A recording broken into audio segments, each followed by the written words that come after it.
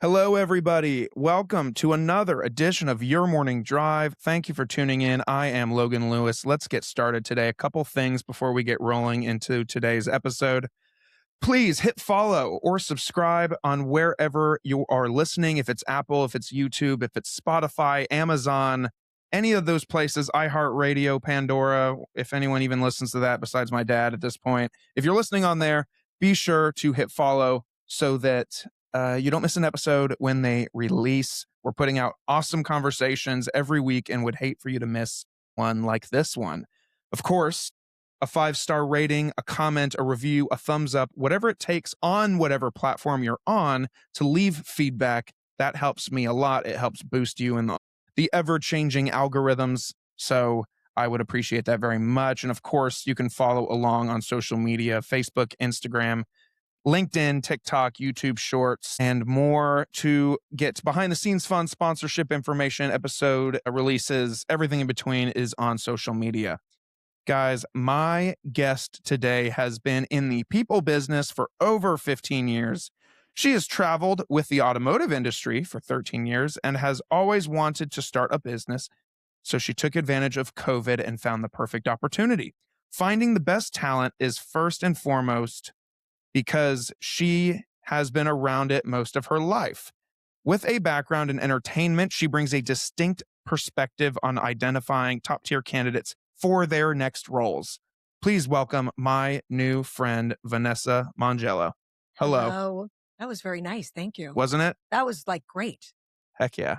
Well, I just took what you gave me and spun it around a the little way bit. that you did it was very nice. I like a nice build-up. I'm like, who are they talking about? You're like, is someone else going Is to walk in someone else here? behind me? Yeah, actually, Is she coming? today's guest is Sylvester Stallone. We love him. We do love him, and hey Sylvester, if you see this, hear this, Paisan sister, come hang, man. I know you're in Georgia shooting Tulsa King.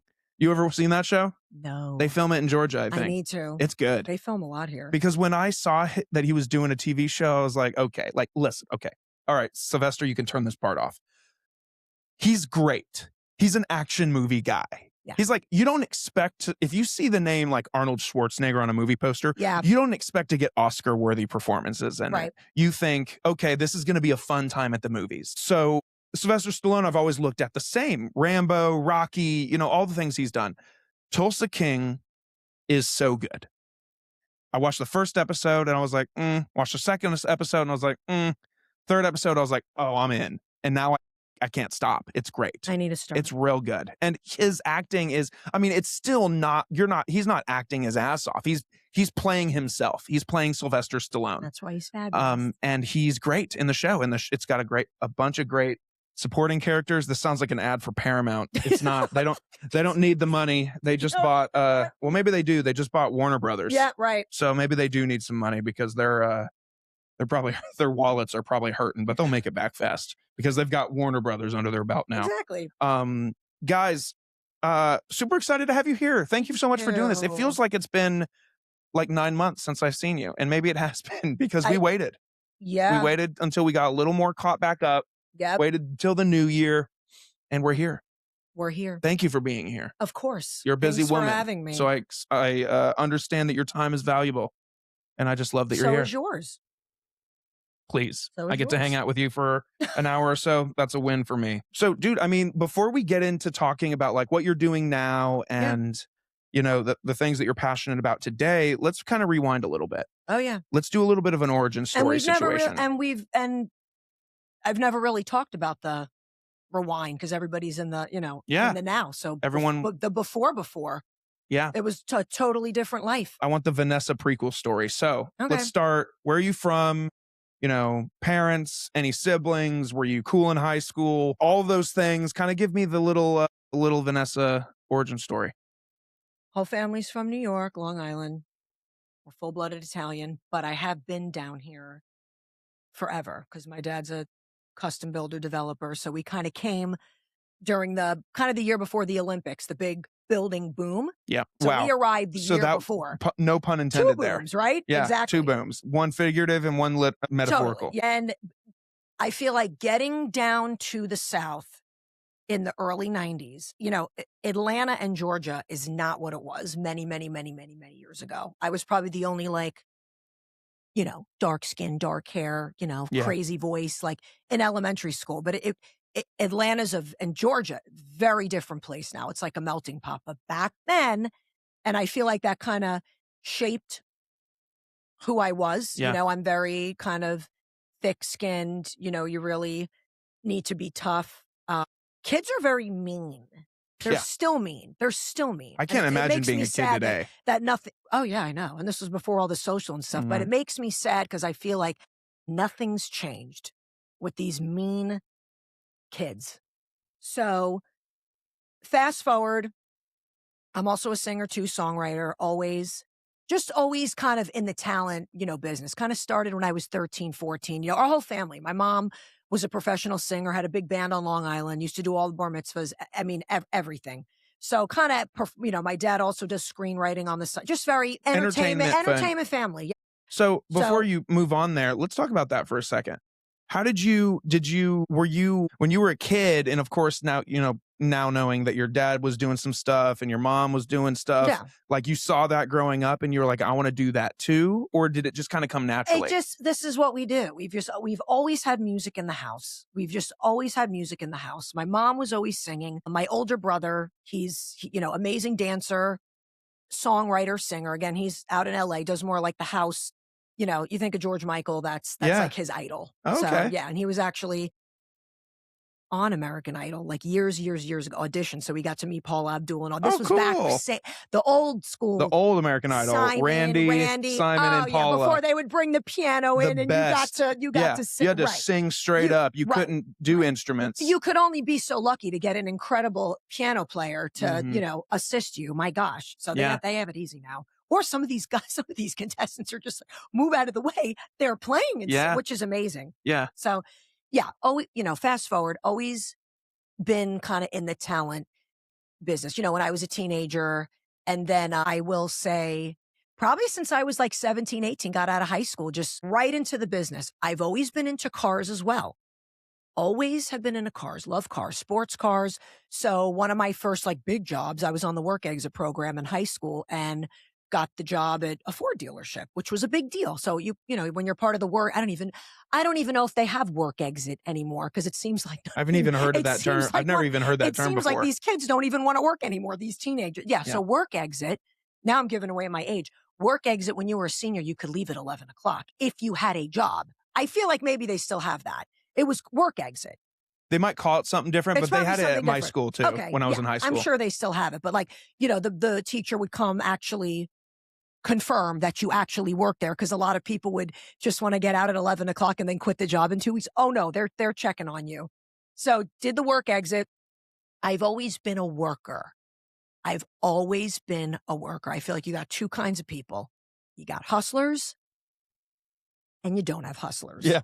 You got hustlers and then everyone else. I've been working since I was probably 14, like turning 15. I couldn't wait to be a member of society, meet the people, and go work. My first job was Brewster's. No way. Like one of the first Brewster's. That was my first job. So that kind of really makes you think like, oh, this is a whole operation. It sounds stupid, but no, it's really not. Like, everyone depends on everybody. Like, there's someone that comes at like 3:30, 4 a.m. to start making this ice cream. Like, there's a deep freeze in the back to get ready for the next week. But it's, I mean, we worked our asses off. I mean, I remember we wouldn't walk out of there some nights till 12, 12:30. This was back in the day when it kind of it was like, oh, Brewster's, like one was popping up on, where was it?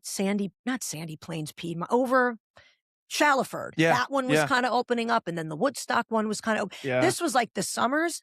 The line was like double wrapped around. Wow. Like, I feel like the lines don't happen like that anymore. No, it kind of makes me sad because, like when I think I'm also love entertainment. I mean, if you can't tell by all my Legos because I'm a child, but like, of course, you hear people talk about blockbusters and you hear about like Jaws, like when it came out back in the day. Oh, don't even get me started on Blockbuster. I'm so sad about it. Yeah. Lines wrapped around the movie theater, but you don't have that anymore. No. So this It was makes me like, yeah. sad. So this was like, again, always working, always wanted to kind of, do something, be somebody. So then, started, modeling as well. And then just, I was probably trade show like queen. I mean, when Atlanta was on the rotation, probably started when I was 18. I was still working at the dealership. And then I was starting to book like so many shows. I kind of quit that, but just traveling, learning how lead generation, getting people in the booth. It's not just pretty face, not speaking. It's, you get hired, in these booths, these companies hire you to kind of get engagement going, but you don't realize when you're older, like it doesn't matter what you did, like all of these things help you from when you were younger. So then, heard about the auto show circuit. A lot of these big agencies are in Michigan. So a lot of us, you want to get on Lincoln, you want to get on Nissan, you want to get on, remember Hummer? There were Hummer girls. I mean, it was insane. So I will say it, it takes one person. It really takes one person to make a difference in your life. So I remember I wanted to get on the, auto circuit, and I was also singing and recording like an album as well. I mean, this goes so I was also doing that. So the auto show, that schedule would free you up to work on your record and, write and everything. So I was working a trade show, assisting one of the presenters. Turns out, do you remember the actor Peter Weller? RoboCop. Yeah. Okay. His wife, Sherry, was the presenter. So we were working like this medical show called Med Trade that does like the hospital beds, the wheelchairs, like totally, Yeah. and I didn't book one show and I was so upset. And the agent was like, I couldn't get you booked, but I need an assistant for one of my presenters. Can you just show? I'm like, yeah, sure. I'll go. That's fine. Then love her so much. She's like a pistol. Okay. Like, yeah, but they're still married, but I love the whole story. So it's Peter Weller's wife.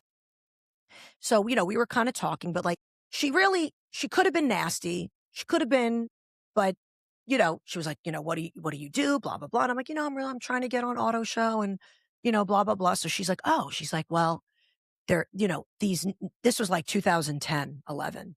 So she's like, "Oh, I'm friends with one of the account managers and they're putting together a team of like really solid girls because Nissan is coming out with these work vans, the Nissan commercial vans.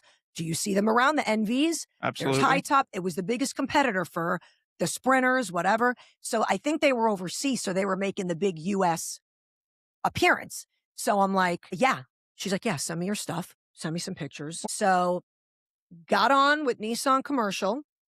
They wanted you to drive up to Nashville to the headquarters. I remember on such short notice, they were like, we got you an audition, get in the car. I remember pretty much driving like in a snowstorm. And I was like, I have to get here. I have to get here. So got And how on. old are you at this point, maybe? 23. Wow. Okay. 22, 23. But I'm doing something. And it was, so what this was, we needed to get brand awareness for the plumbing shows, the builder shows, anything that would require you, patio expo, like anything that would require you to need one of these vans, we're there.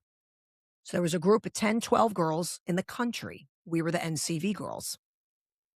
So our client, our boss, he really shaped what it is to be a good worker. Like if you were 10 minutes late, fired. You were late, you're gone. Like no negotiation, no excuse. He'd stand by the wall, watch us work. If he didn't like how you were acting or gone. Like it was like that. Like our first show, 2 of them never came back.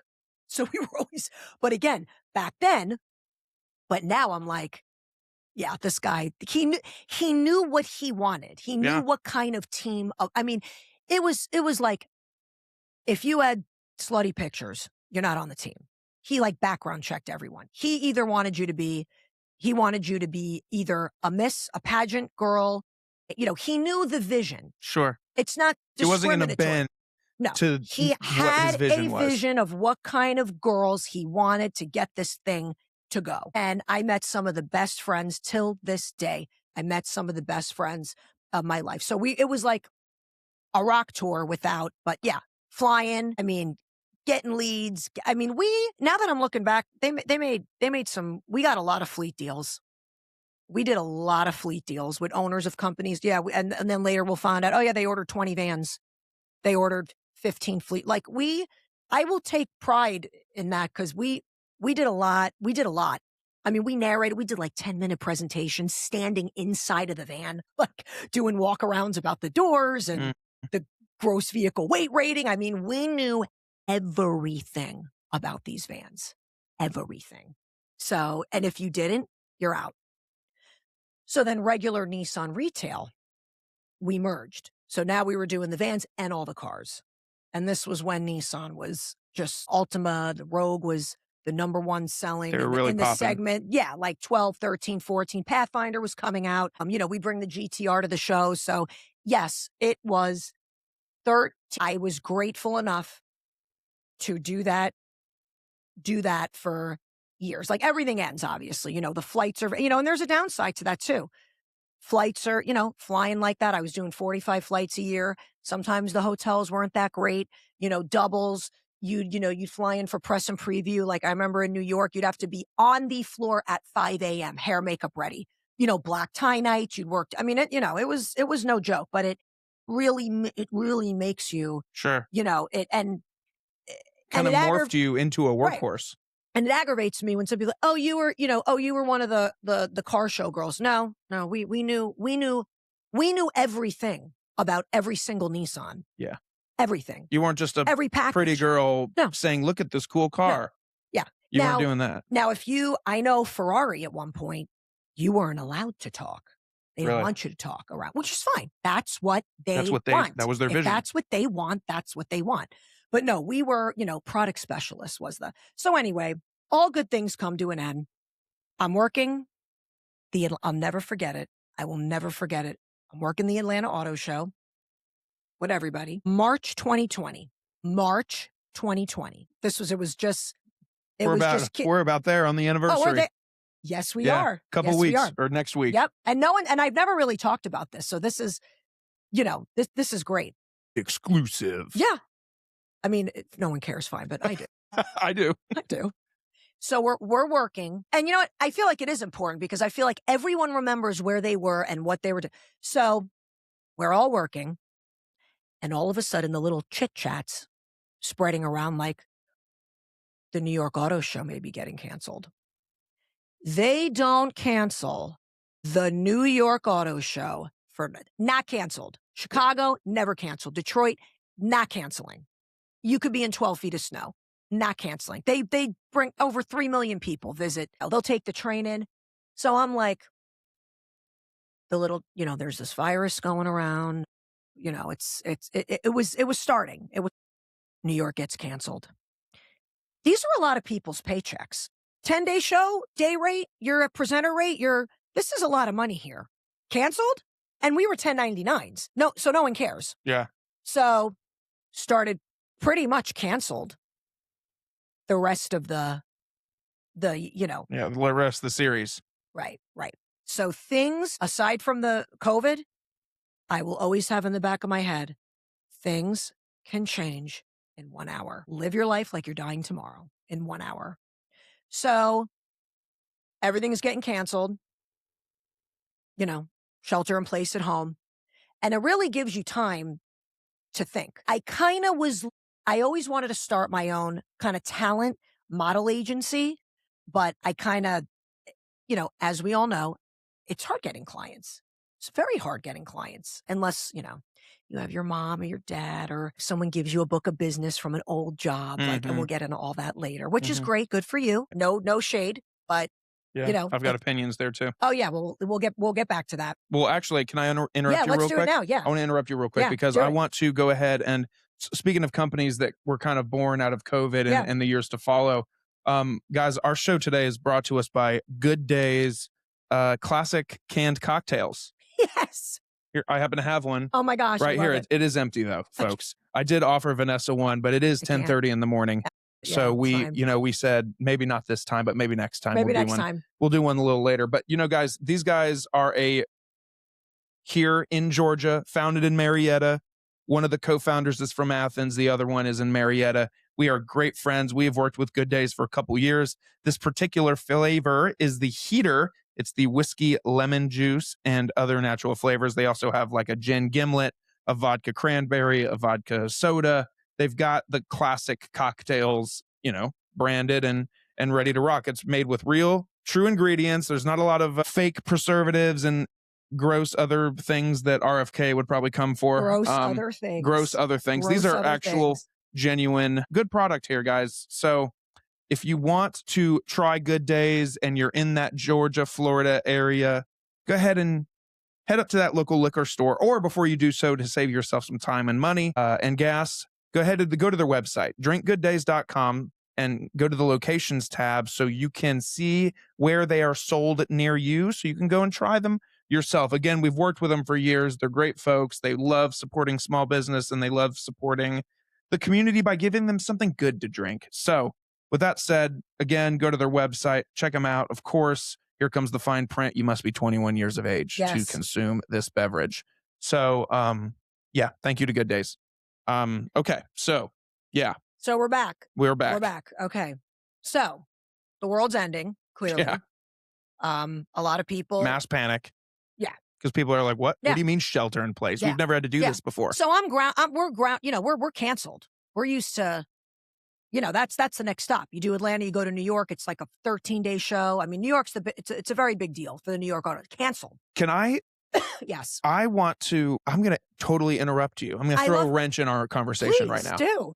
What? Wrenches are because good. Mainly because you're from New York. Yeah. And this just popped into my head and I want to ask. Okay. What year did you get to Georgia? Oh gosh, like 90. I mean 95. Okay. I mean, I was like little, but okay. But we're like full-blooded Italian. So that'll bring me to, I'm sitting in my kitchen. Everything's canceled. Bought my house 2 years ago, or not back then, 2 years ago. I'm like, this is wonderful. I'm like, this is great. I think I was just sitting at my kitchen table, like just pondering. Yeah, what's next? But I didn't have a doubt in my mind. I'm going to start a company. This is the time. I'm going to do it. I'm going to do it. This is what I'm going to do. I'm kind of tired of flying. I was kind of sick, maybe. And you know what? I knew nothing was going to be the same. Some people were I have a lot of friends that left LA, like in the middle of the night, like left LA, like 20, if they didn't in 2021. And a lot of people thought it was going to go back to normal. No. Because of how intense their rulings were? The film business isn't going to be the same. Uh-huh. It's not going to be the same. So it did come back. I did go back.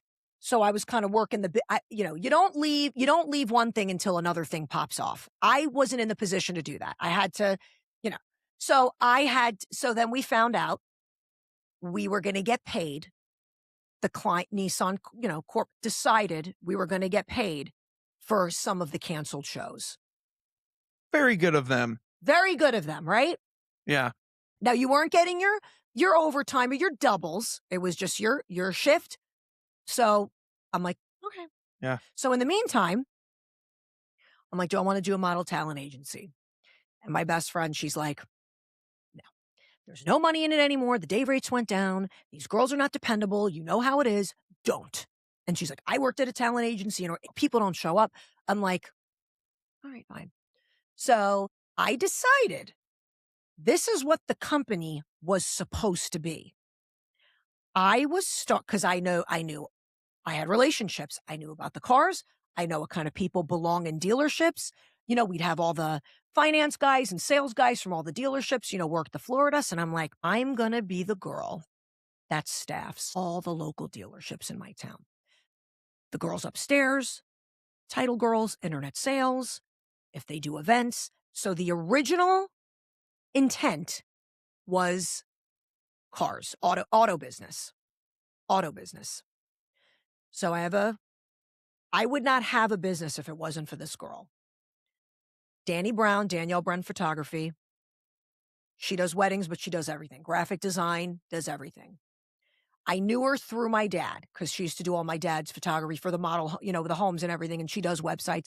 So I called her. I said, I think I'm going to start a company. I need you to do a website. She's like, okay, love it. Meet me at let's go to Dunkin' Donuts. I said, all right, I'll meet you at Dunkin' Donuts on Chastain. So we meet up. I owe her my life for this. I'm telling her what I want to do. I mean, we're even picking out colors. People, everything matters. Everything matters with your business. The colors that you pick, the name. I mean, everything matters.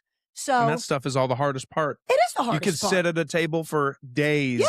pondering, oh, but what about that shade of red? And Right. you're like, no. And it could go on forever. And you just have to get to a point where you're just like, Right. okay, this is what it's going to be. Yeah. We can always evolve as a company going Yeah. forward, but this is what it's going to be to start. So it's the hardest part. Everyone has their gifts. Everyone has their strengths. What's yours? So I knew what are my gifts? Love talking to people on the phone. Not afraid to walk up to a stranger, and these are a lot of people's fears. Not afraid to get up and talk in front of a bunch of people because that's what I did for 13 years. We would have a media trained person named Mimi. She would come to headquarters and she would humiliate us basically, but it worked. Bring us to the front of the room, but guess what? But when you go to these networking groups and you got to do a 60-second, not nervous at all. Already did it. So all the tools that you have work for everything that you're doing now. Tools that you don't even know that you have. You have. So I was telling Danny about the cars and everything, and she's like, I don't think you should put yourself in a box. The name of the company was Connection Automotive. She's like, we don't know where this is landing. I can tell anybody out there who's thinking of starting a business, thinking there are no plans. There are no plans. If I would have done that and I would have been stuck in just cars. So she's like, think of the name, get back to me. So I'm home, came up with the Connection House, the business idea, everything that happened in my house. That's why it's called the Connection House. It's community. I've always loved small business owners. I see how companies fall apart with one horrible employee. I see what bad eggs do to a company. People don't understand. It's a domino effect. You don't just hire someone off of a resume. You're going to be sorry. And it's happening now and will continue to happen because people, they want to do the cheap way out. They don't want to spend the money. And there are terrible recruiters out there. I will say that. Not everybody's great. So if they've maybe have had a bad experience with, and I've had clients that say, what are you going to do for me? Because I've hired a recruiter before and all they do is just email me resumes. I'm like, no, that's not what I do. So the Connection House. Great. How am I going to get a client? Nobody knows me. I've been traveling the country for 13, 14 years. Nobody knows me in my town. I have to reinvent myself and pretend that I've been doing this for years. But in a way I have, because I was always getting people jobs, always networking people. Like you got to use the little bit that you You've have. been building to it. It just was never a concrete thing. Yeah. So got to get the cards, got to get the LLC, got to get a business bank account, which is not easy to get. People think you just walk into a bank. Hey, I started a business. Can I get a bank account? No. You got a website, social media. All of it. All of it. It's a lot of back end stuff. All of it. It's People not don't just think of it. posting on Facebook. Hey guys, I did a thing today. No, you didn't. No, you didn't, sweetheart. No. When you get, am I the worst? That's not what I meant. No. Like, you didn't do a thing. We're working on a thing. So I didn't say anything. I didn't say anything. I didn't. I mean, my close friends knew, and you see how people react to you. Let's see if she does it. Because people love to hate for the sake of. Oh, yeah. For the sake of They're hating. haters. They're haters. They are. I'm Some people sorry. just love to hate. I didn't want to talk about this, but women are too. Women are haters. They're mean to each other. They're mean. I mean, boys are mean to each other too, but I know they're mean. I've but heard. They're nice mean. They'll smile at you and that they're nice mean, which is the worst girls? kinds. Yeah. Yeah. Yeah. But yeah. It's like Mean Girls. It is mean. Like, oh, you're pretty.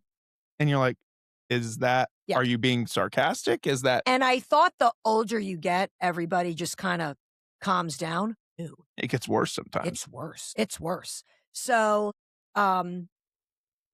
On a side note, two kinds of women, haters and helpers. I have women clients. Love them. I feel like when you're a woman in business and you've already hit that financial threshold, like you're secure, you're making your money, You're fine. you're good. You want to help someone who's 2, 3 years in. They take you under. That's that type. Then you helpers. Then you got the haters, kind of around the same age as you. They're kind of doing the same thing you do a little bit. They're just starting to. I'm not going to help you. I was even told at a luncheon, this lady, adorable, a cute little blonde, little Southern accent. I love her. I was starting networking. She came up to me. She goes, "Honey, they're not going to help you." She was right. Wow. Find me a good women's group because I'm not impressed. Still, like today. Find me a good women's group.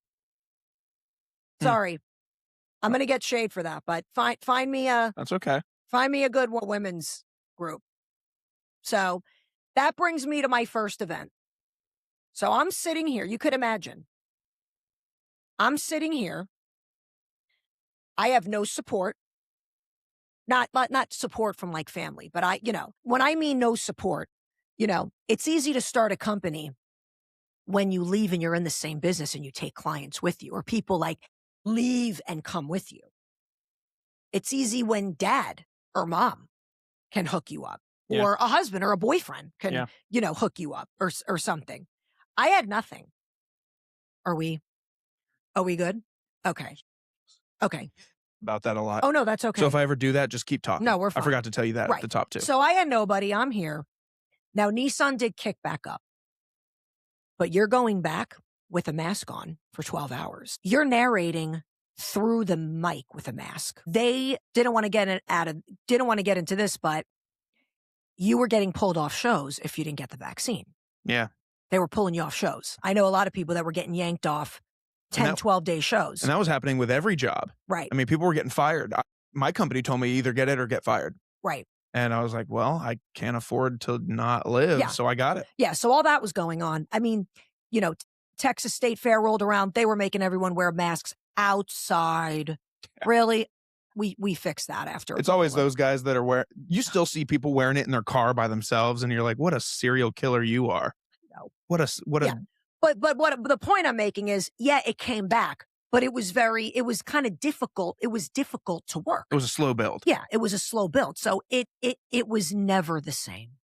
It was never the same. A lot of my friends left. They moved on. Like I kind of pushed it as far as I could. A lot of the budgets weren't there like they were. I mean, there were some. I wouldn't even let my dog stay at some of these hotels. But it's like, I'm all about, now that I'm a business owner, you have people flying in to do an event and they need to look like a 10 and beyond. Let's get a decent hotel. Right. Because when you don't get your sleep and you don't get your rest, you're not going to perform. But again, on the flip side would be stay in this hotel or don't work. So, but again, it was just different. So I'm over here, marketing my business, and then I'm still doing this. So I'm double doing it. So, and a lot of business owners feel like, I'm never going to get a client. How am I going to get a client? Who's going to believe in me? Who's going to use me? I'm here to tell you, you will, because it's math. It's numbers. You will. And I got one. And then I got another one. And then another one. And then mistakes are made. You learn and you grow and you change your contract. And you just keep pushing it. Keep pushing it. I love listening to Barbara Cochran. She had nothing going for her. So they were so poor, walked to school with no shoes. Look at her. I mean, again, it's the ones that really believe it. And again, you do get the haters, or not necessarily haters, but, well, that's a lot of competition. How you gonna? Everything's a lot of competition. There's a million law firms. God, there's I a hate million hearing actors. that, dude. There's a million podcasters. There's a million. Everything is hard. Everything is hard. Do you ever hear and that's such a condescending statement that people make. You ever hear like oh, you're still doing that? How's that going? And they ask it in such a way that's like, they themselves don't believe in you, but that's their way of saying that they don't believe in you. Yep. Or you know what's sad? is when you get like your first or second or third payment. You get your check and you're in your car and you have to silently celebrate. Does that make sense? Like you get to look at this thing and see your company that you built from nothing and you see, and you're like, and you feel like you can't shout it from the rooftops and shit. Like you feel like it's lonely. Does that make sense? Because you feel like, you know what I'm getting at? It's like, I know exactly what you're getting at, and I 'cause you can't fe wait to make a clip out of what you just said there because that's so true. it's sad.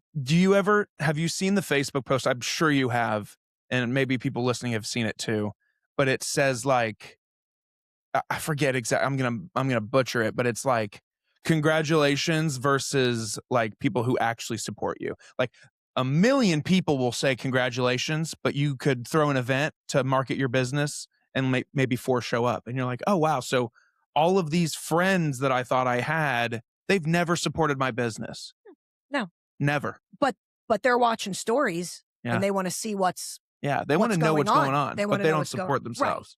Right. I guess the saying it's lonely at the top. Not that I'm at the top. I'm not even where, Well, it's just lonely it takes being we were talking before we started about, like, how there's so much networking and there's so many small businesses and there's so many this, so many that, but it's still so lonely. It yeah, is a lonely thing. yeah, it is. When my wife gets home from work every day, I'm just like I make her tell me about her day first because then when it's my turn, I Yeah, just go and go and go because who else am I gonna say all that to? right.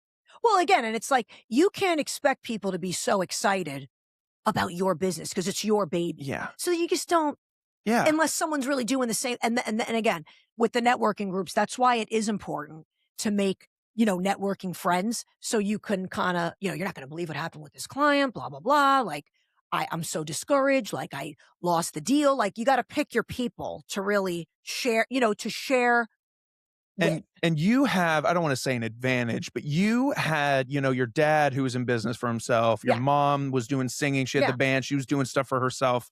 So you had parents that kind of had that mindset. Whereas like sometimes when I share stuff with my parents, I don't think they get it. And that's not on them. They've worked in corporate their whole lives Right. and they've been successful and that's Yeah. good for them, but they just don't get it.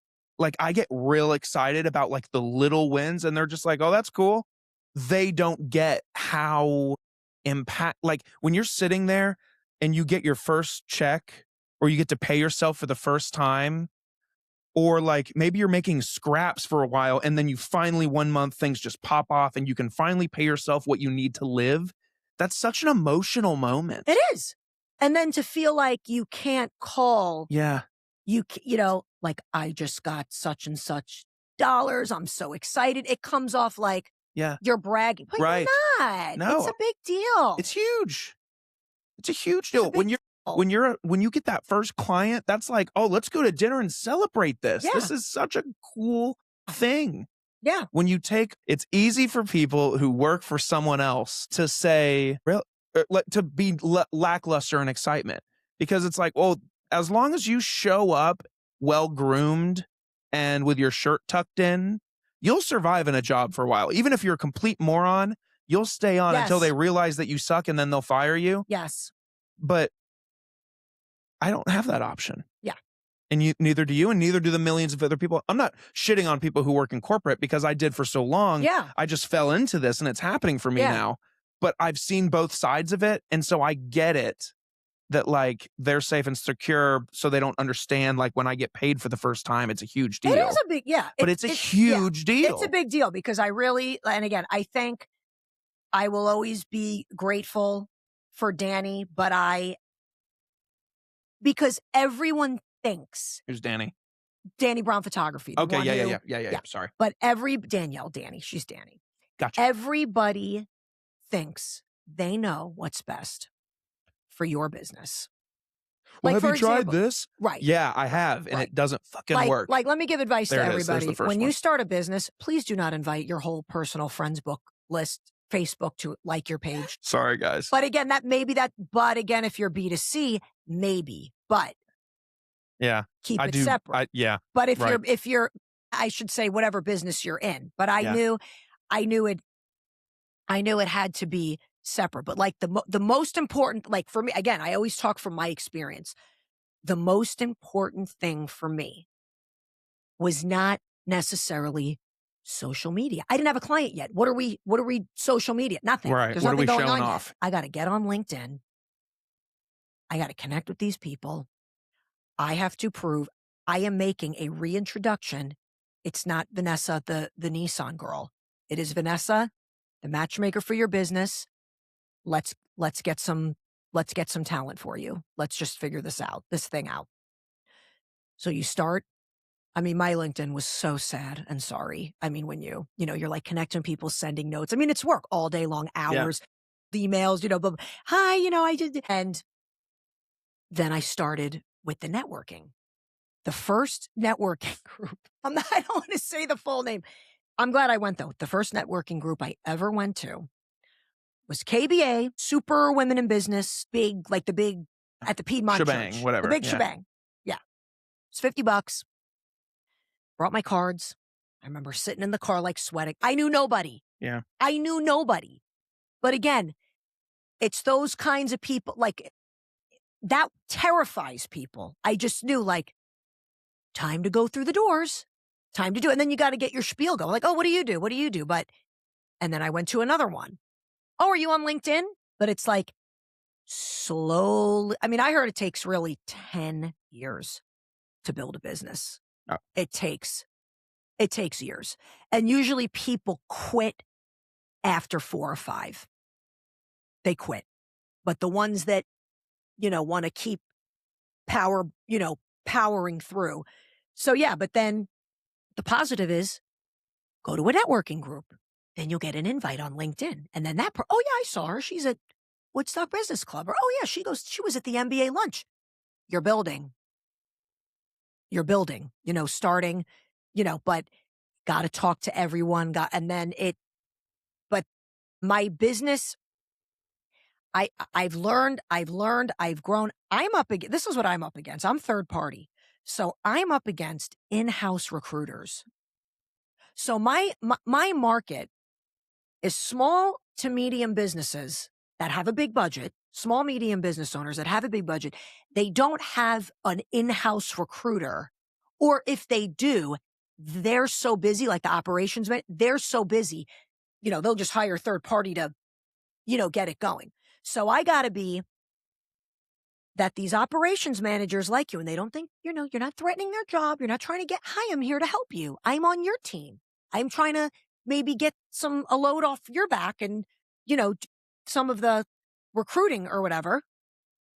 But that's what I'm up against. I'm up against in-house recruiters. I'm up against employers that think they could do it themselves. I've had one guy, this guy was hilarious. It was an attorney. I get the nastiest text back. We're after the same candidates. I do what you do. Find me someone and get paid. Now in my head and what I wanted to type back, Yeah. I didn't. But what I wanted to type back was, I see you've had an ad out for about 3 months. I'm glad it's working for you. You seem to be on point. Yeah. But that's Full house. Right. But I did it. I said, thanks, understood. And I don't want to work with you anyway, because this is just the start of what it's going to be like working with. This is just a taste of what you're like. But right. Thank you in advance, because I'm glad I don't. I'm so glad I don't. Thank you. Future Vanessa thanks you. Thank you so much. So, but again, if you can't handle that, I don't need you. I don't want you. I could do it myself.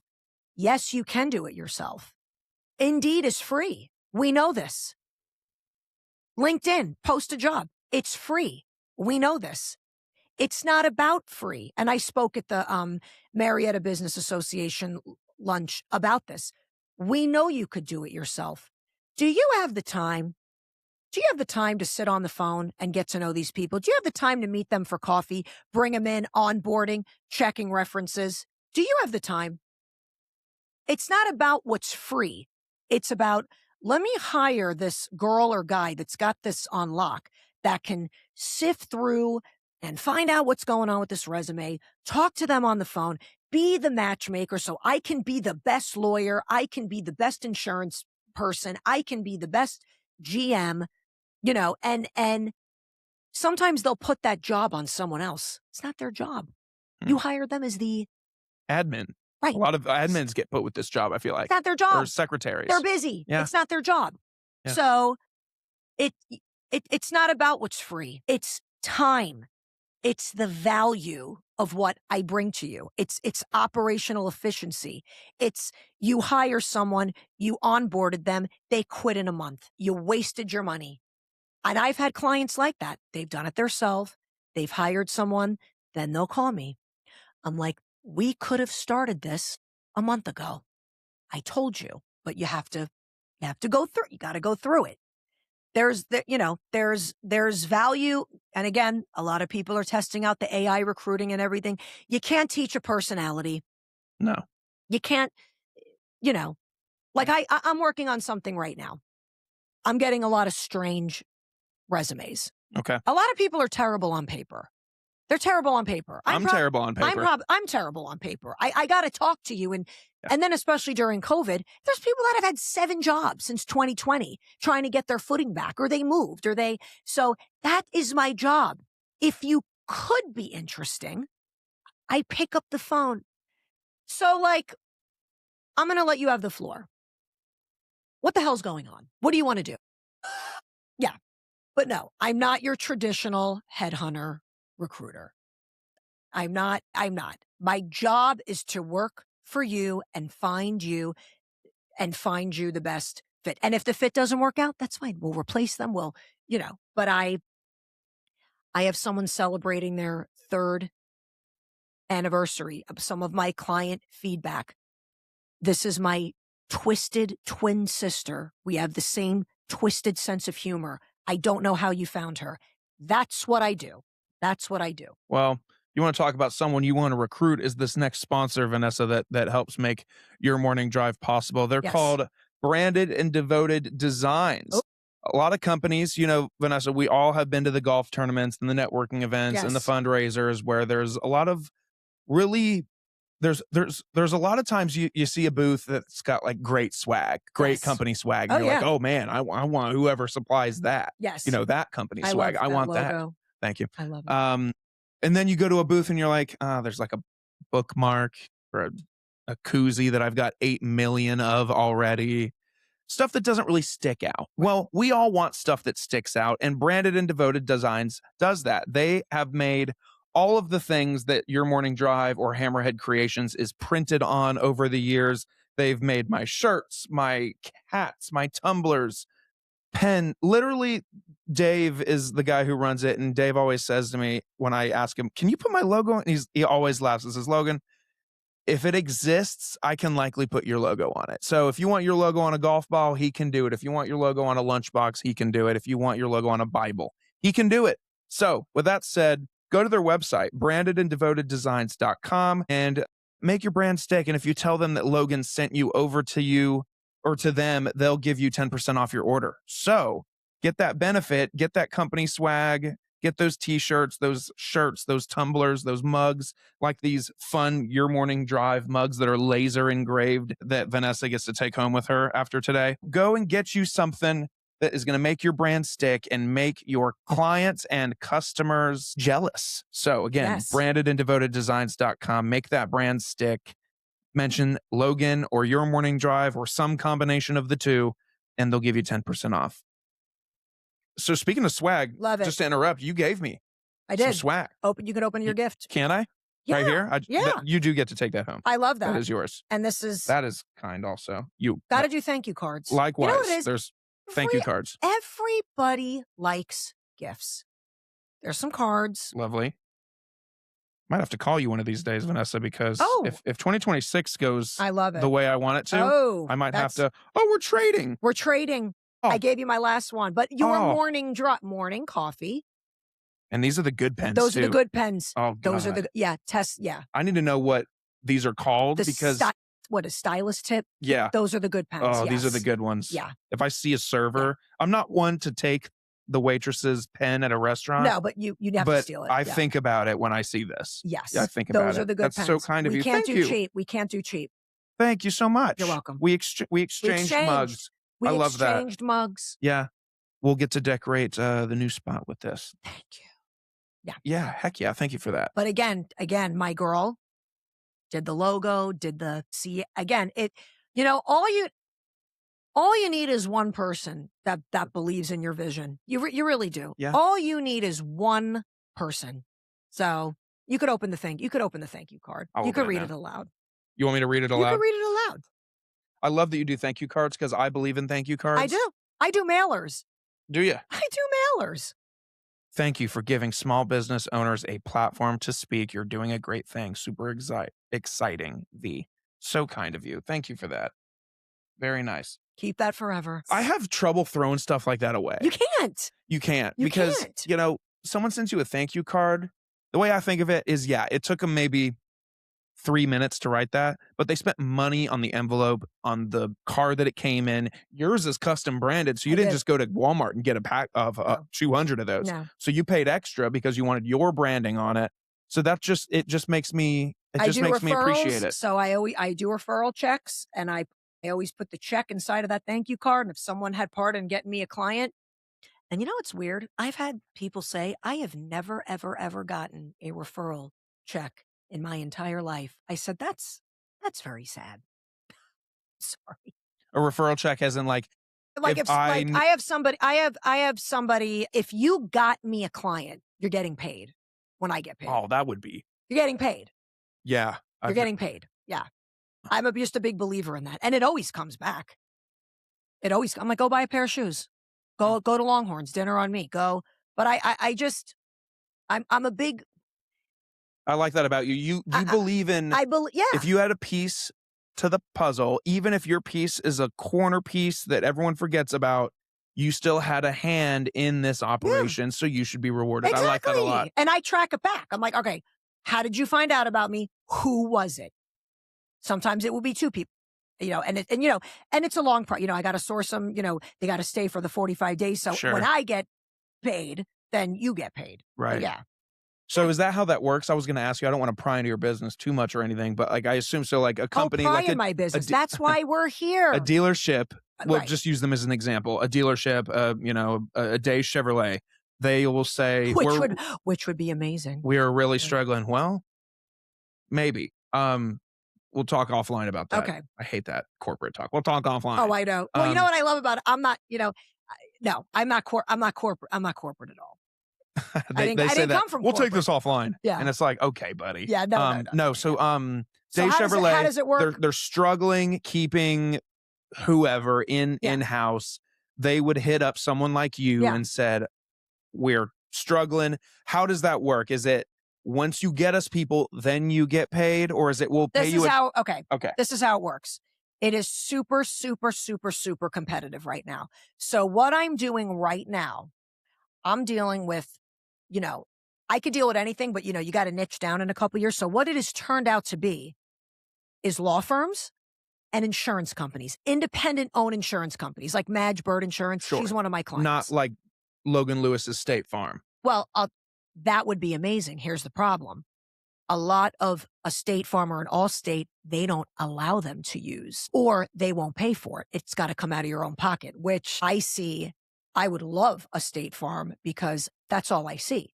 And I'm like, I need to go find what this problem is here, why I'm seeing so-and-so State Farm every 4 weeks. Or what's the problem? Is it you? It might be you.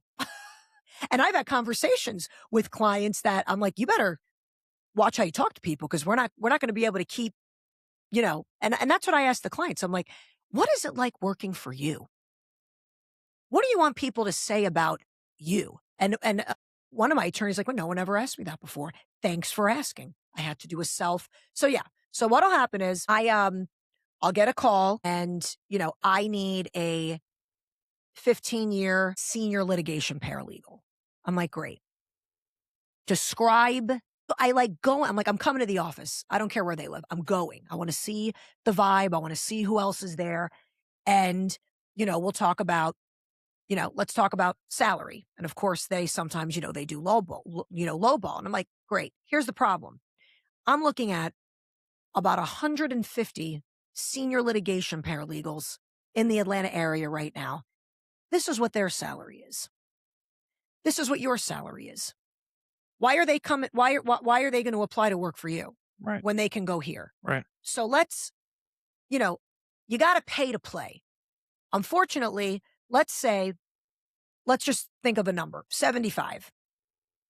I said, 75 is good, but from what you're describing, if you know the what you're describing, like a bullnose Yeah. 25-year paralegal, they want 90.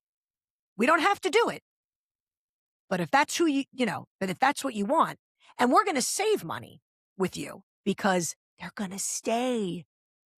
When you have a competitive-ish bad salary, what do you think they're doing? They're looking for a better gig in a year, 2 years. They're leaving. Yeah. They're leaving. They're not sticking They're not around. sticking around. They're accepting it because they need They need something, it. but they are secretly looking. Right. So I did a placement for a PI in Ackworth. He got rid of 2 paralegals and my placements doing the job of 3 of them. We're saving money. Operational efficiency. We're getting rid of the people that maybe they've been in your office for 10 years. Oh, I feel bad. It's not about feelings. It's not about feeling bad. They're not doing what they're supposed to do. Get rid of them so I can bring in somebody really good at a little higher salary. And we got rid of these 2 people's salary. So I could place people that could do the job of 3 of them. Let's get rid of them. Yeah. So, PNC agents, commercial lines. But, I think kind of people get it misunderstood because I'll get, hey, are you hiring? I'm very, very specific. I work with the business owners, not so much candidates because it's very, very specific. Like a couple years ago, I need a commercial lines agent. 15 years experience, but they have to bring a book of business with them. It's specific. It's more like headhunter. So I feel like sometimes at a lot of these networking events, people will just kind of, come up to me. Oh, my friend just got laid off. I gave him your information. I'm like, are they a 15-year senior litigation paralegal? Because that's what I have going on right now. Yeah. But again, I wish I was so busy that, but I'm client based, not so much candidate based. Cause Sure. it's, and as far as automotive, I did a Rocco's European Garage. They have locations all over the place. They deal with Ferraris, Lambos. That's a special kind of service advisor. ASC Yeah. certified, I'm not looking whatever, for that a dude works. that's worked on Toyotas. Right. Like, Right. I need a Right. specialty. And, It's like what you were saying before we even started was Right. that you are B2B. You're working with the company. You're working not with the company. here and Right. there maybe, but Right. you're not, oh my yeah, Vanessa, oh my God, I got laid off. What do I do? Right. Like, I mean, I'm not mean to them. I'm like, hey, Yeah. I'll keep your your resume on file, but this is what I have right now. Right, Like, sure. do you have your PNC license? Do you, but a Yeah. lot of seasoned placements. Does that make sense? Yeah, Seasoned absolutely. positions. But I'm not opposed to, hey, we're putting together the sales team, but that's if someone told me you're going to be staffing paralegal and operations managers and doing insurance, but I love doing car stuff? Sure. But that's not what's going on right now. Yeah. That's not what's going on right now. But yeah, again, there's a lot to having a business. And you want to hear a funny story? You want me to be catty? Yeah, hit me. I wasn't going to talk about this. So I'm doing this goes back to women are women. Okay. This is hilarious. So I'm doing a mailer right now. And again, that's what my business, a lot of people market how they want to market. For me right now, yes, I'm so niche and specific. I need to get to the exact business owner. I need to get to the operation. So doing like a huge social media campaign may not be my jam right now. So I'm doing a targeted mailer to the actual decision maker, business owner. So I'm doing a big mailer to attorneys' offices, insurance companies. So, and of course, plan on it getting thrown in the garbage. We know this. You get them from realtors all the time. Hi, whatever. Plan on your mailer. That's what they're, not to be rude, but like plan on your mailer going in the trash. We know it's going to go in the garbage. Right. Mailer. That's no fine. one's reading that. No one's reading it. Unless they really, Right. I mean, I look through them sometimes. Right. Yeah. And I'm handwriting them too. Wow. Oh, yeah. Oh, it's a nice one. I spent money on the mailer. So now I can laugh, but I was very feelings hurt a little bit, but now I'm over it. Would you believe I have gotten a couple of return to senders? Just throw it out. No, You took the time to package it back up, put it back in the envelope just to let me know. Hilarious. Who are they? I looked everybody up. Women. Huh. Yep. Why would you? So Why wouldn't you what? just throw it away? Throw it away What a waste of because time. they wanted to let me know. Now, maybe I'm wrong. Now, a lot of these, who are they? They're, a lot of these attorneys, they're busy. They're busy. So somebody else may be opening up their mail. So Sure. the operations managers. So you want to get in good with them because they're doing the hiring, they're making this, and then sometimes they're doing websites. Some of them are doing all the billing. Like they got a lot going on. So doing my research because I have my spreadsheet to see exactly who it went. It's the operations managers. Return to sender. Now, I got one back and I'm like, oh, that's funny. And then, but again, how miserable are you? To send back a mailer. How miserable are you to just take time out of your day to just put it back together, tape it back together? Am I horrible for saying? No. But I'm saying, like, it's laughable. But again, just throw it away. Be prepared. Thing is, now everyone's different, but if that was me, I would send an email and go, hey, I got your card. Thank you. We're not hiring right now. If you could take me off your list, that would be great. What's so? Yeah. No harm, no done. No, No right. harm, no foul. Or throw it in the garbage. Yeah. So, yes. But it just goes to show you the level. It's people will go to. dog world even not having a business. It's a doggy dog. But yeah. So. Wow. But again, you got to have some thick skin, especially to be a female in business too. Yeah. Especially to be a female. But yes, that is what I do, is just working with the law firms, the independent insurance companies, and of course I do stay away from, the State Farms, all states, because I don't think they can, but if they wanted to, I think they don't get like reimbursed for it. But I do get a lot of feedback.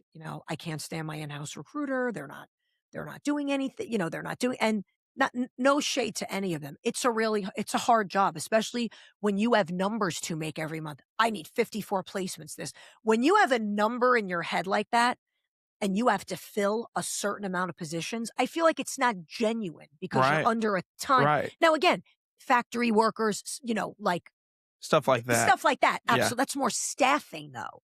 Forklift operator, Yeah. hey, can you start tomorrow? That's different. Yeah. But if you want that long-term position, it's like dating someone. You're becoming part of their family. They're going to be in your books and in your business and in your email and in your everything. And especially my, estate planning and probate. It's a sad time. People are dying. People are planning what they're leaving you when you die. Mm-hmm. It's a certain level of a person. Yeah. I can't just have any paralegal in there. I need someone who has sympathy, who has empathy. Same with PI. Right. People got in wrecks.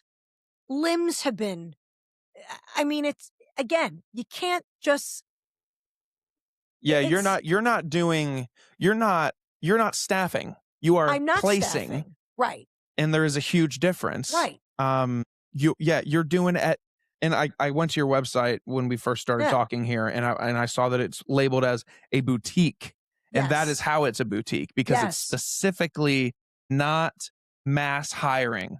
No. Ford's not coming to you and saying, we're opening up a new auto shop in Cartersville and we want 300 employees. Just find 300 factory workers. And, I'll do it. Yeah, hell yeah. I'm not going to turn that down, I'll take a check from Ford for sure. But, but that's not what you're doing. You're focused on putting the right people in the right place. Right. Not just checking a box. Like a lot of these people who have these corporate quotas. I have a friend that used to be a recruiter. She was really good at it. But what industry? Finance and banking. So she was really good at it. Okay. Well, I don't think she started in finance and banking. She started. Well, you never start where you land. She started somewhere else. But either way, or no, you know what? I think regardless of what it was, she was good at it. But she said she had numbers, and she had a lot of people on her team that were lackluster. But it's a balance between like, would you rather do your job in a way that you got 15 of the best people to work at that institution, or you got 40 people and 25 of them will be gone within the first 2 weeks? Yeah, and Like, it sucks yeah, backfilling. yeah, I've only had to do it one time. One time. I mean, nice, and then another situation, it was a health issue. understandable, That doesn't count. But sure. yeah, I think people don't understand how important it is to hire the right people. And if you treat people and if you treat your employees better, they're leaving. They're not staying with you. They're Yeah, not staying with there's this you. company that And you're gonna find out about it because I did a video on LinkedIn about, you know, I'm not taking every client. If I go on your law firm and you have a bunch of one-star reviews, I don't want anything to do with you. Because how am I supposed to sell you? because the Like, first thing that they're gonna do is go look you up. yeah, and people are looking me up too to see if I'm So they wanna know that you've worth worked it. with reputable brands, reputable companies, reputable people, because it's like, "Oh, this chick's just working with anyone that'll pay her." No. Which for No. with which, a lot of the time, and I've learned this too, when you first start out, you're really just, especially when you're starting out full time, like before, I was doing it all part time. Right. So like I didn't care how many clients I had. Like I Right. didn't care how much money I was making because it was all part time. But doing it now full time, it's like that first month, I was like, oh my God, okay, now how am I gonna match how am I gonna be able to pay, bills this month? So it's like I'm going to just say yes to everybody. But then now doing it, we're coming up here on 6 months of doing it full time or so. Now I'm a little more like, I wouldn't wanna work with you. No, but in the beginning, I think everybody takes on everything. Like I've Sure. taken on things that I knew I shouldn't have. Oh, yeah, me too. And trust, I tell everyone, trust your Yeah, instincts. Trust yeah, your instincts. Look at their behavior. Look how long it takes back to text you. Look how long it takes for them to respond to emails. yeah, And that's what people think about these candidates. They're moving on. I send you something, you better answer me the next day yeah. or they're going to be gone. Can I've we changed my tune up a lot. can we talk about that for a quick second? Sure. You know, some people okay, we're gonna get real here. Some people. Some people I love that. Hashtag some. some people, Yes. some people are so busy, so busy. I'm gonna use her as an example because when you go to Cartersville and really Metro Atlanta in general, you see billboards of this person everywhere. You know what I'm talking about? I know who you're talking about. So She lawyer? yes, Oh yeah, I know who you're talking about. she is the I sent them a mailer. seemingly busiest person on the Oh planet. God, yeah. Yet, from people here in town, because she lives here in town, Right. that she'll pick up the phone when you call. She answers the text when you text. She's great. But then you have like people who I know they're not busy. Right. Like some people, you're like, you're busy in your head. You think you're busy, but you're not busy. Yeah. Am I busy? Yes and no. If you text me, if you don't get a response within 4 hours, you should call the police. Yeah. Because I'm either the only reason I would never respond, I tell people this all the time when I'm meeting people and networking or getting a new client, and they're like, was texting too much? I'm like, no, please, I'm very casual. Please text me. Yeah. And I'm like, the only reason I'll never respond is if I'm sleeping, showering, driving, Or you're dead. or I'm dead. You're dead. Or I'm on a plane and, Right. maybe the Wi-Fi didn't connect the Yeah. way it's supposed to. It would have to be a really rare occurrence for me to not text you back. Yeah. Because and like people like my wife, I give her shit for this all the time, but she's one of those people that just have like 50,000 unread messages. And I'm like, respond to that woman. And she's just like, I don't really feel like it. I'm like, why? Yeah. Yeah. Why? It's so rude. And maybe I feel this way, and this is therapeutic a little, and I just made this connection just now in my head. I joked at the beginning, I asked you for the origin story, and I said, were you cool in high school? I was not. And so whenever I obtained a girl's phone number, I would text, and they would not text back. And so maybe that, and I went through this phase where I thought I was going to become cool, and so I started like sitting at the right lunch Oh, tables. I think you're very cool. And well, thank you. I think I'm cool now. But back then, maybe looking back, there were some things I probably could have changed. But, I thought I was getting cool and I got in with these people and I was like, ooh, I'm going to make it. I'm going to make it in high school here. I'm going to be cool. I'm going to get invited to parties and football game tailgates and all these things. And I got people's phone numbers, but they never texted me back. And so nowadays, if you don't respond blatantly, like whether you have the little read things on your phone or not, if you don't respond, you suck. And if you are listening to this right now and you take offense to that, you are one of those people. Yeah, well, and this is a thing with these recruiters. They just ghost. Yeah. They just ghost. People love to ghost. I call, text, or email, even if you didn't get the job. You'll find this and funny. If I haven't done it, I apologize, but everybody, I make sure the client moved in a different direction. I'm sorry. Like ghosting people, ghosting candidates that are freaking looking for a job. Yeah. It's shitty. That's you real should shitty. be fired. Yeah. You should be fired. Yeah. Or fire yourself. Yeah. You'll find this funny. I've been meaning to try to meet with a certain business owner here in town. Okay. Who owns a very well-known business in town. And she's great. You know, I don't hate her for this, but she's not texting me back. But here, I went to a chamber event this morning because there was a ribbon cutting for a business here in town that I support. How was that? It was great. This is the Cartersville Bartow Chamber. Bartow Chamber. Yeah. How is that? B2B or mostly B2C? Very B2B. Very B2B. Didn't know that. It's great here, actually. Okay. I will say that. I joined, actually, 2 weeks ago. Wow. I was convinced to join. And I don't want to say I'm seeing benefits from it already, but I kind of am. Kind of. Ooh, Not financial, more just reputation. See, I hear different things from all different people, but it depends on your business. But all that aside, so I park my car, I get out, lock it. I'm standing at the little, crosswalk thing, waiting for it to tell me I can walk. And up walks that person who hasn't texted me back. I love it. And I was like, hey, blank. And she was like, God, I'm so sorry I haven't responded to you. And I was like, that's okay. Like, I don't want people to feel like shit for not texting. I'm just saying that some people are more ruthless than I am. Thank you. Wrench throwing. No, but I don't hate her for it. And I tried to tell her, I was like, no, I know you're busy and you own one of these businesses in town. I know you're busy. But I know now you think different. Right. Think different. I think differently about people who don't text back. And then some people are like, oh man, sorry, just being on my phone isn't my thing. Yeah. Well, oh, really? Yeah. Well, if you're that busy, hire an assistant. Well, right. To answer your calls. And I'm not even like this. These people, this next person I'm about to talk about is not a business owner. Oh man, my phone's, and that's my wife's excuse sometimes too. I'm not on my phone like you are.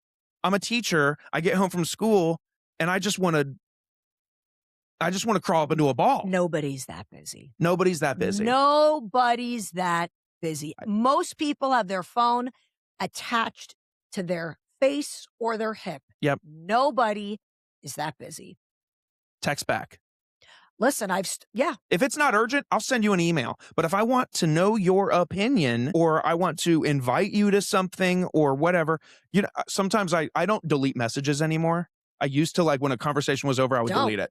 I keep them all, mainly because I have a memory of a doorknob and I need to keep everything so I can remember context and history and all those things. I'll scroll back down sometimes when I'm bored just to see like how far back these messages go. And I'll pass a chunk in the middle that's like when I was marketing something or like inviting people to something, but they didn't respond because they're all together. And I'm like, man, those people suck. Yeah. Some of them I like, but they suck. Well, it was because you can like people and they can still suck. Two things can be true at the same time. Well, this is why I started putting a retainer in all my contracts. Like Sorry. What? You're paying me up front to start. Oh, there you go. I started a year and a half ago with a retainer because you got to see if people are serious. They don't want to pay the retainer. Not serious. Yeah. So I've been in instances where you'll sign a contract, you'll start sourcing, you'll do the marketing, you'll have client calls, and all of a sudden you get a call from the client.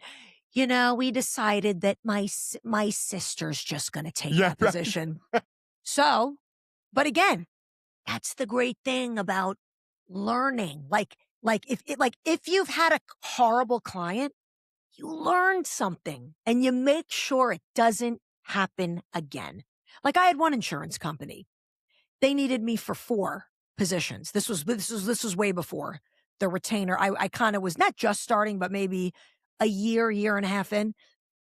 2 PNCs, 2 commercial agents. I'm like, oh my God, this is amazing. I got one.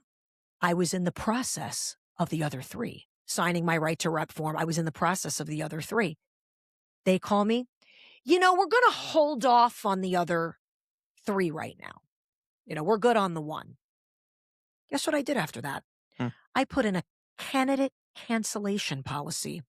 For every candidate that you canceled, you owe me $450 per candidate. You know why? Because now you can cause me a 1-star Google review because Right. that person could say, "Hey, I had a phone interview with Connection House for a commercial lines agent.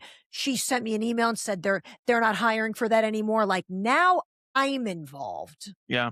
because so now I have number of placements. Just put one, and if we need to add more, we will. So again, there's nothing wrong with making changes to your contract. And I'm going to say this, and then I want to ask you Am I something else. terrible? No, you're not, because this is going to sound terrible too.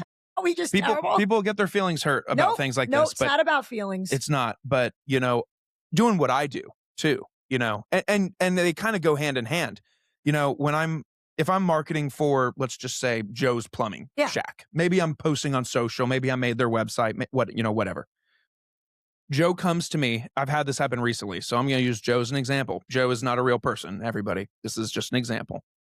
Joe came to me recently and said, "I've been working with you for 6 months, and I haven't had a huge uptick in business." And I'll say, "Well, that's interesting because, I'm logged into your accounts. I see the messages and I see the interest or the leads or whatever, people giving them your email or their phone number or whatever." I've had to say a couple times recently, Vanessa, it is not my problem if you can't close the sale. If I get you 600 leads a month and you can't close but 2, that is not plumbing, my electrical, business.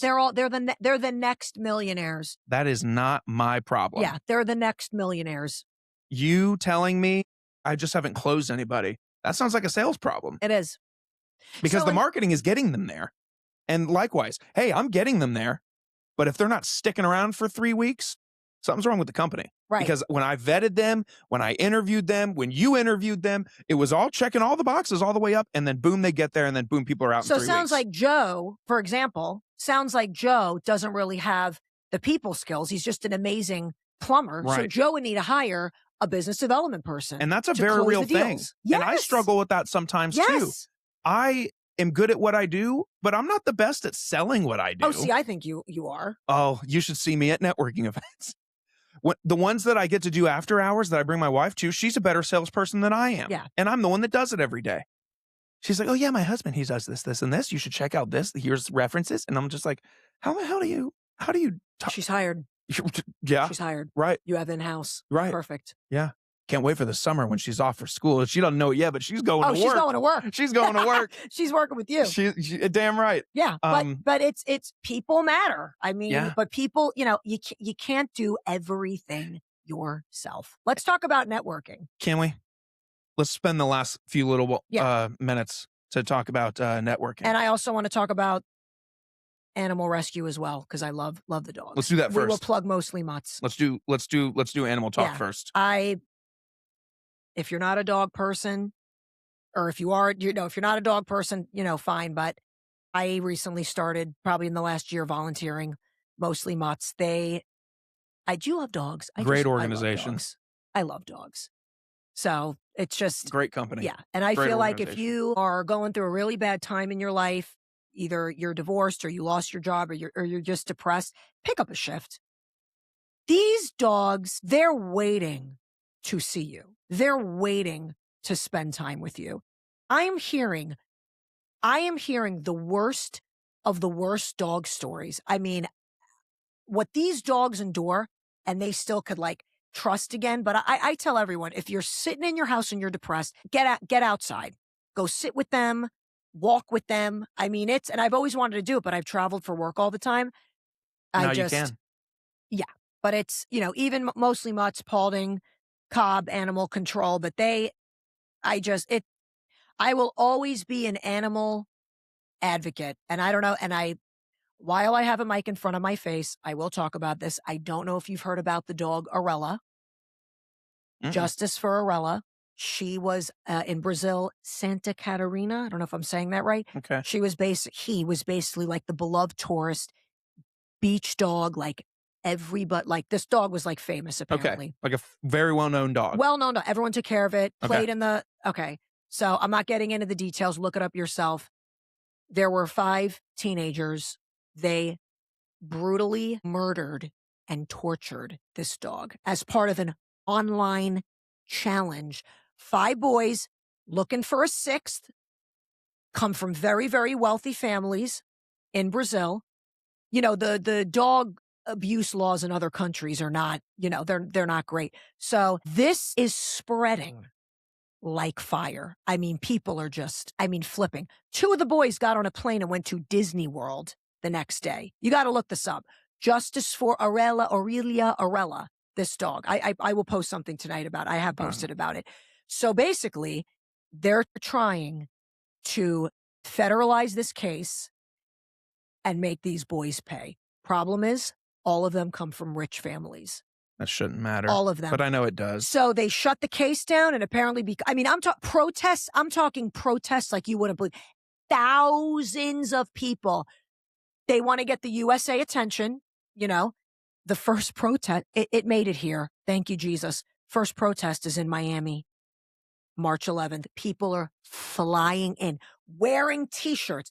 They're making shirts with these boys' faces on the back. I'd love to get one, by the way. I mean, this, I know this won't air till later, but if you could cut a chunk, justice for Arella, any way you can, even if you're getting it, share the story. That's how you can get involved. But I did. Yeah. No, you're still so good. That's the people that have come out, but this is a big deal for Miami, but celebrities are getting involved, but so apparently these boys can't leave their home. I don't know if I believe it or not, but the case has been reopened. They're federalizing the case because of all the protesters, the T-shirt. I'm like I'm going to buy a T-shirt and post a picture and wear it, but justice for Arella. I'm glad you didn't know about the dog. I'm glad I shared it with you today. Wow. Do something. I'm going to do some research, if nothing else. Research it. Because Research it. People aren't eating. People aren't sleeping. Men with like tattoos on their face, they're crying, posting what they did to this dog for nothing. And online attention. Yeah. And apparently there's a second dog too. But people want justice for this dog. Well, people wanted justice for that. People wanted justice for Harambe, and that was in a controlled environment. This is just a dog. That's crazy. I was one of those that defended that ape. When they killed that gorilla in that zoo because that wacko jumped in the pit of a gorilla. Yeah. Who's jumping in the enclosure of a silverback gorilla? Oh, yeah. And then they shot and killed the gorilla? Well, look at the guy That's bullshit. Look at the guy with the wolf. Yeah. That guy? Yeah. Yeah. So they're as much U.S. attention. It's just got to get picked up by like a big national. But there's a protest in London. All over the world. This dog. Wow. I can't wait to look it up. Please do. And again, if you could cut this part and maybe post this dog part a little earlier or whatever. But I'll cut it and send it to you. Oh yeah. And then we can push it out. Yeah. But it's tease this. Yeah. I hope justice is served. Wow. Yeah. So I will always be an animal advocate. People really, and I love that. I really do, because I've always been an They're animal always lover there. Too. They don't talk about bad about you behind your back. They're just happy to spend time with you. No strings attached, dogs. No strings attached. People really, I remember being on Facebook. I forget when that was. I think I was in college or maybe in high school when the Harambe thing. Do you know what I'm talking about? The gorilla Harambe? I think, how many years ago was this? Oh God, at least 10, 15 years ago. Okay, so I told you something, and now you're going to tell me something. So basically, I don't know where this took place. We don't have to wonder. But this gorilla. In this country? Not in this country. Maybe? I think in this country, in the U.S. Okay. Maybe in Florida. I don't know. We'll see. Because it's literally the image of this gorilla has become a joke online because like people, I think there was a real movement. It was like justice for Harambe. Like that was the hashtag. Okay. I don't know how much of a joke it was then, but it definitely is a meme now. Like people meme it all the time. Like you'll see like a picture of like whenever someone famous dies, like back when Ozzy Osbourne died, like there's always this meme image of like Heaven's Gates, and it's just a bunch of ghosts of iconic celebrity, famous people or characters, if you will, like Harambe. So, and like in those pictures, Harambe is always there. But like, so we don't have to wonder. Harambe story. Because this was crazy. People came after me for defending the damn ape. Okay. This is what Google AI tells me. May 28th, 2016, Harambe, a 17-year-old Western gorilla at the Cincinnati Zoo, so United States, was shot and killed after a 3-year-old boy climbed into his enclosure. The 440-pound gorilla grabbed the child and drug him I do remember through this. the thing, I do remember prompting this. zookeepers to Right. use lethal force. Fearing for the boy's life, the incident sparked global controversy, debate over Yep. zoo safety, and a massive internet I would defend meme. it. I would defend it too. And what kind of parents are these? What kind of parent let and people? Well, maybe the boy climbed in by accident. Then and no one like ran in immediately to grab them. No, they were. Yeah. I remember that. The footage is actually pretty terrifying. He like grabs the kid and just runs up and down this enclosure with him. Really, I don't think the kid was killed. Was the kid killed? No, the kid was not killed. Yeah. But I said, for anyone who's saying that gorilla deserved to be killed, fuck you, dude. Oh, and yeah. if you're listening to this and you're one of those people, delete my contact information. That kid is at fault. The parents are at fault. The zoo's at fault. Why is there an enclosure that someone can just hop the fence into? Well, I'm a big. I am not a fan of SeaWorld. You ever see that documentary? Oh, Blackfish. Yes, I God, own it. so good. I mean, horrible. But the documentary, yeah, I own it on DVD. I love it at the very end. The very end, like all documentaries do. They always have text on the screen to tell you like where the case is now or what's going on now. The only black screen, I'm pretty sure it was just like SeaWorld declined to comment, and it was like, oh, good man. I know. They don't even have orcas anymore, do they? No, it's just dolphins that are like the main attraction now. I know. Well, we could have a whole other episode about the animals, but yeah, if you're bored this summer and you got a lazy teenager, make them, and you could do, Monday through Saturday, you could pick any shift you want. I mean, it's fun too. It's fun. So love the dogs. We love the dogs. I'm glad I told you about that other Arella. Just brace yourself. If you're compelled to post something, just share. Yeah. I'll tag you. People are really, it's horrifying, but yeah, we love the dogs. Hey, maybe Connection House Dog Shelter coming soon. Hey, there you go. That's a dream. Look at that. That's a dream. Do it. Yeah. That's awesome. So yeah, let's talk about networking real quick before we get out of here. Tons of fun. In the right rooms. In the right rooms. With the right people. And some networking, I think about things like, I'm just going to use it as an example because I've never been, but I've seen the photos.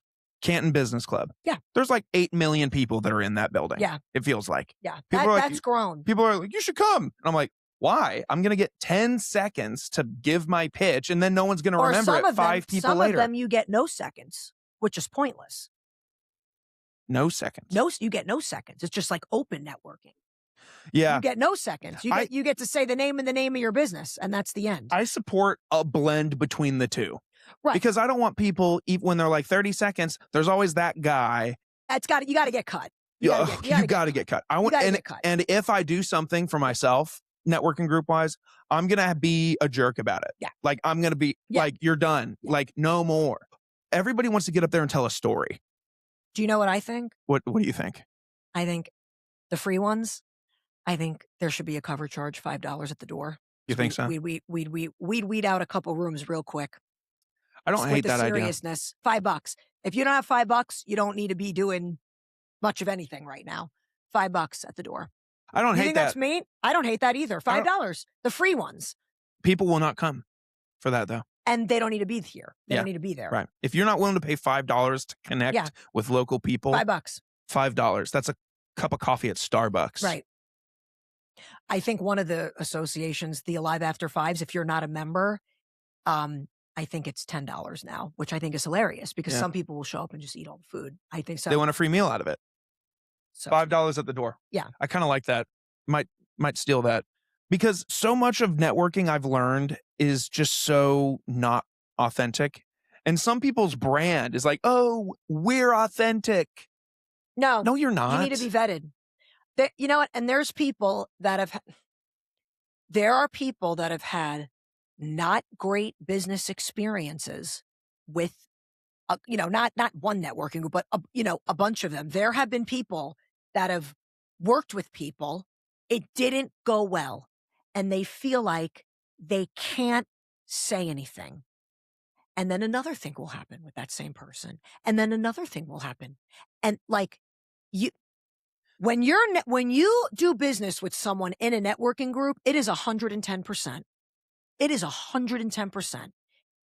The clients that I've picked up in networking, you're getting, I mean, you'll always get me at 100%. You're getting 110 with me.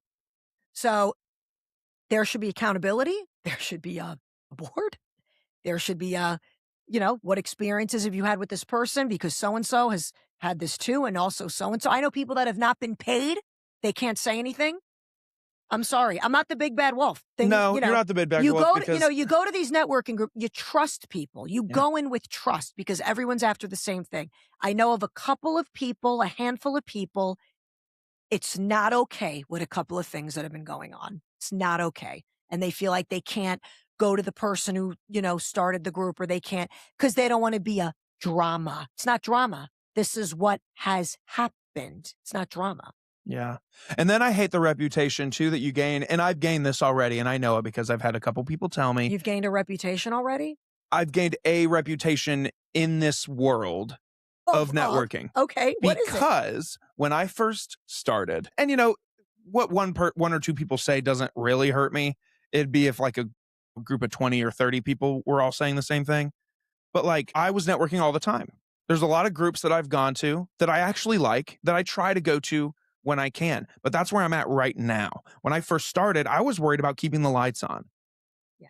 So I was going everywhere I could. Oh, I was going to Kennesaw and Smyrna and Marietta and Ackworth and everywhere. But I quickly learned that out of maybe just 6 of those cities that I just named, only 3 of them are ones I still go to today, not because I hate the other ones, but because I either have gotten value, I enjoy the people, or I enjoy the flow of the meeting.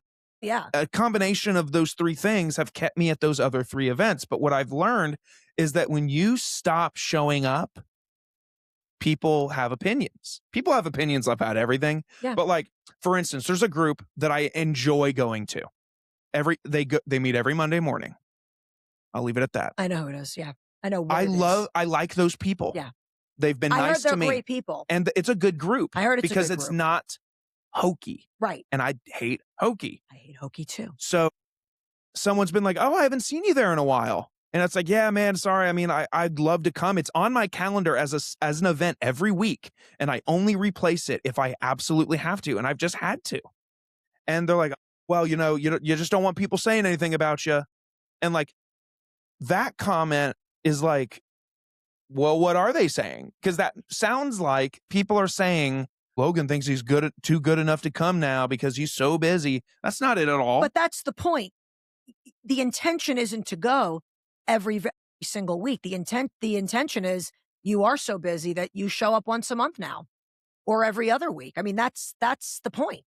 But again, we've talked about this. Maybe getting something kicked up because we need to kind of weed out. This one just goes for social. This one's actually trying to get business. This one's, Yeah, there needs to be a line. Everyone close group you're paying. Sometimes that doesn't work. Not paying $800, not paying $22,000. Somebody, no names. Somebody invited me to join a group. They wanted it's about $2,000 up front. I don't agree with that. $2,000 up front. $2,000 up front. Do I get a one-on-one meeting with LeBron James once a month? Listen, there is no guarantee with anything. You could do a trade show, get nothing out of it. You could join one of those high executive level round table, whatever. There are no guarantees. So I do have a problem with the money up front. Now, I believe you should be able to go as a guest 2-3 times. I feel like maybe if you do pick up a client, then you pay. But I don't like this upfront stuff. I'll be honest with you. I think, again, I jumped off the deep end and I went and I did a lot of different groups. I got invited to one of these groups. Yeah. Not the 2,000 up front, but the kind of group that were triple digit groups. Yeah, triple digit groups, triple acronym groups. Okay. And I was like, at first, when it first started, I was like, this is kind of cool. This is different. But then after a while, I was like, oh, I'm not coming back to one of these. Yeah. Because someone came up to me because I attended as a guest. Someone had invited me that I'd Okay. met out and about in the community, and they said, you should come. And I was like, I've never been. I'll try it. Yeah. Someone come up to me and they said, we should connect. And I said, I'd love to. That's the point of this. Let's have a one-on-one. Sure, sounds good. So I met with them.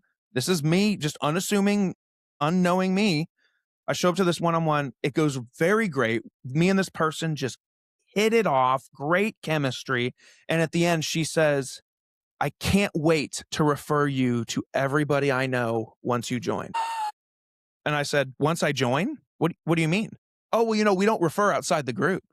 And you're not in the group. So I can't refer you. I know 10 people that need your services right now. And so I wanted to say, so you're just going to, not even making it about me. So you're just going to let those people suffer because I'm not going to be a member of your group? They are. Yeah, that's what that is you're just making those people suffer. Nothing is guaranteed. I'm telling you, nothing is guaranteed. Nothing is guaranteed. Oh, and you can go to a free one and pick up a $1,000 client, or you could pay for Chairman's Circle and get nothing. Nothing is guaranteed. There's no promises. That's what I've learned about networking in the 5 years that I've been doing it. There are no promises. And, I've learned, and, some of these groups, they've done them so long that the people there get real tight. And I like that relationship aspect of networking. I do like that.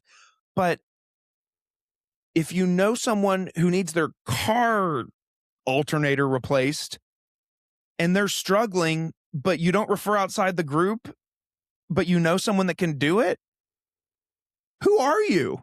That's how it works. That's so shitty. Yeah. If you're listening to this, we're targeting the listeners a lot here. If you're listening to this and you're one of those people, reevaluate, because that's not cool. Yeah. To the C, a lot of us are B2B, but to the C, to the everyday people, right. That's not cool. Yeah. What are your thoughts on the one-to-one coffee, stacking as many one-to-ones as possible? Have you kind of laid off the one-to-ones if you feel like, okay. I've laid off. You've laid off, me too. I laid off, yeah.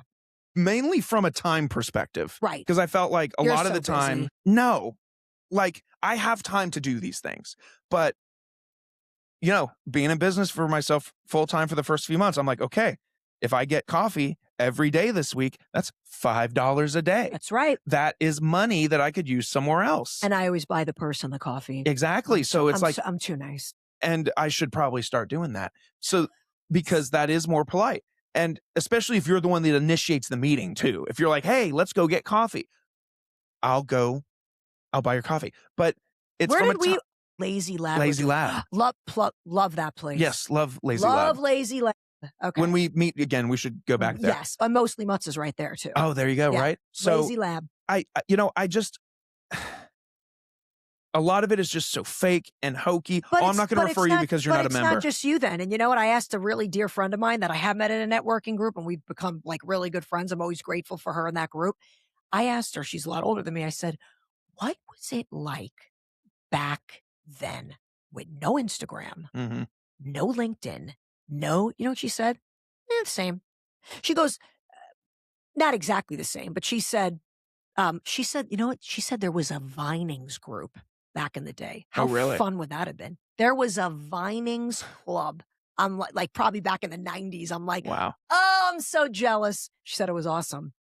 That's what I want people to say right there. Yeah. Is I want, if I'm at a group or if I started a group, I want people to leave and say, oh, I love going. It's awesome. Yeah. There's a group I go here once a month in Cartersville after hours. It's awesome. I look forward to it every month because it's not hokey. But again, what do you think the solution is if people feel like they've exhausted the room? Like they've been supportive, they've been going for a couple years, they've just exhausted the room. Like, how do you prevent exhausted the room? Because now it turns into like strictly social. So do you feel like you have to jump around? I feel like that's what's going on right now is I feel like people are just chasing everybody around town and nothing's happening. There's no business being done. It's just, You feel like there's no business being done too, right? yeah. A lot of people, no names again, but I think that's the vibe right now. And I know there's a lot of people, though, that will argue that it's important to go to all the things so you're being in front of all the people. And I get that vibe, but it becomes a level where it's like, how is that sustainable for you to just jump to every single group? Maybe I think they're designed because I'll always be grateful for the networking groups. But I feel like when you do start a business from scratch, absolutely 100%, get your butt up, go to the breakfast, go. You have to. There's no negotiation. You have to. But I feel like once you're more established, do you feel like you have to go every week? Do you feel like you still have to go to the lunches? Do you feel like? That's my thing. I don't feel like I have to go. Right. Truth be told, this group on Mondays, I would be going for the social aspect. And if I picked up business from it, awesome. But I just like those people. They've been good to me, so I'll be good to them. Yeah. They've scratched my back. So I will try to scratch theirs in any way I can. But I'm ready for an upscale closed group, but not at the price. Right. I'm ready to do it. Classy, B2B, have to be a business owner, have to have more than 5 employees. Maybe back at the restaurant. I want to say wine, something so bad, but I dinner. know I'm going to get flamed. That's all right. Let's get. Please. God. Because I know people that are listening to this that do it. Sorry. Okay, I'm going to say it. Say it. I want this group. If there's a closed group, Okay. you are the business owner. Yes. You're not. Yes, you have to be the owner. You're not the hired person that is hired to go network. Right. And that's kind of not an issue, but that's. They have no skin in the game. Right. I need the owner who makes the decisions because that's who's going to make the decision to use me. Not, oh, great, I'm going to give this to my boss tomorrow. Okay, we're calling you. Don't hear anything because the boss isn't there that I could make an impression. Right. So I'm with you. You have to be the owner. Right. One from every profession. Yeah. And I don't want people to feel like, oh, they're hard asses on the networking. Well, that's just because it's just every networking group, for the most part, is the same. It's the same thing in every city. You get 15 minutes to open network, and then you get 30 seconds to advertise, which, like, if you're anything like most people, you'll go above the 30 seconds and there's no punishment. There shouldn't be a punishment. Like my group, this is what you're doing. Like I'm thinking maybe 16, 20 people. This is what I'm thinking. If we're in that group together and I'm honest and I'm like, I'll refer you as much as I can, but I don't think we're a fit. Everyone has homework. This is your homework. Every once a month, fancy, dinner, everything. Every time you leave, everyone's picking a person. You're promoting them the next day, even if you're not going to use them. See, there's ways to promote, even if you're not. Like, let's say I'm with a guy who owns I'm in a group with a guy who owns a plumbing company. We're in a closed group together. I'm not going to use you because I have a plumber. I'm not going to use you. But you know what my homework is? Give me your your one pager. Give me your one pager. I'm promoting you on my LinkedIn. I'm promoting you on my Facebook business page. I'm promoting you on my Instagram. I'm promoting you and hashtagging you. And I feel like that's what we're getting away from. Even if we're not a fit, and in this group that I want to do, that's your homework. And every time we meet up, we switch. Oh, law firm? Okay. Yeah. Insurance? There's something to be done. There's something to be done. So stay tuned, folks. So, Vanessa, dude, thank you. Thanks for having me. This was fun. This was a lot of fun. I needed to talk some shit today. Yeah, we could do a part 2 too. Okay. It'll be in a different location. Tease. We could do a part 2. We should meet to chat about more things. But all right, before you get out of here, tell everybody who you are, how to find you, and text me, call me, website, theconnection-house.com, Instagram, theconnection_house, Facebook. Again, anyone have an attorney or people or even a business owner that just is stuck with their terrible employees, and just call me. So Matchmaker for your business. Here it is. Yep.